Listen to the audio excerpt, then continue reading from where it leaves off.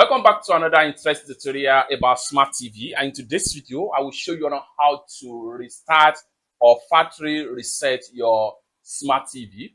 Let me show you how. The very first thing you want to do is to go ahead and make sure you navigate to settings on your smart TV. On getting to settings, go ahead and hit on OK.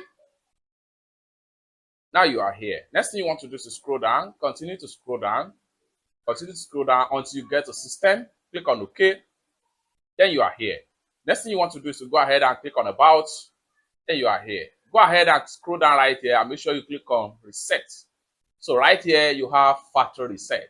Click on OK and your smart TV is going to reset, and then every data app that you have on the smart TV is going to be completely erased for as long as you want to reformat or reset your smart TV. It's that simple. So basically this is how to factory format or factory reset your smart TV. For more tutorial tips and tricks on how best to use your smart TV, consider to subscribe. Thank you so much for watching, and I hope to see you in my next video. Bye for now.